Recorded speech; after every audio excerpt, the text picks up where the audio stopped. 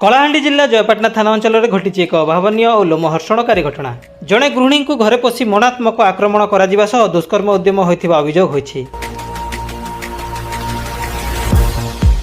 पीड़िता अभियोग मुताबक आज सकाल प्राय 10 घंटा समय से निज घरे रोषे करुवा बेले जयपाटना किशोरपड़ार सुमंत राउत नामक जन व्यक्ति हठात घरे पशिथिले। घरे कहीं नथिबारु सुजोग नहीं अभियुक्त जनक पीड़िता दुष्कर्म करने को उद्यम करथिले। महिला जनक यह दृढ़ विरोध करिबारु अभियुक्त तांकु छुरी देखाई हत्या धमक देवा सह अमानवीय भाव आक्रमण करथिले।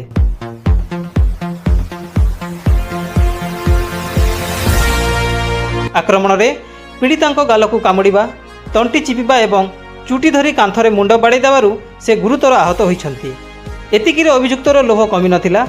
पीड़िता असुस्थ होई पड़िजिबा परे तांको बेकरू मंगलसूत्र और सुना चेन छिंडाई नैथिबा अभियोग होइछि।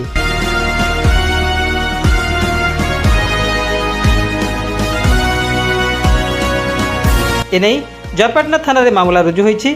पुलिस घटनार तदंत आरंभ करथिबा बेले अभियुक्तर संधान जारी रहिछि। कलाहांडी जयपाटना रोहित कुमार नियालंक रिपोर्ट KWMI। मुई गोरे हम कर के बिनी थाना सब जाई थिले ना तापर सरकार आडे क्या उठिला गोर थर देख देखला हमसे तापर आधा घंटा छाड़ी कर हम घर के आसला। अरे इटा पचार लागे बड़ अच्छा कहला जे मुई ना काय नहीं ना के काम थिला के नहीं काम थिला ता कुछ कोलेला तापर आर आधा घंटा की 20 मिनिट छाड़ी कर हम किचन रे थी पोछ अच्छी आसी आसी कर गला कर देला पानी की चुटी देखना। अरे तो कि जीवन रू मारी देबी तो पूरा जोर से पागला कणा कणा केन मार बाइचे टोटी बेको पाके कणा कणा ओ गाली मीठी रे ताके मुड़े मुड़ी पूरा मुड़ के घर ना पूरा आदरी ला काटी और हाथे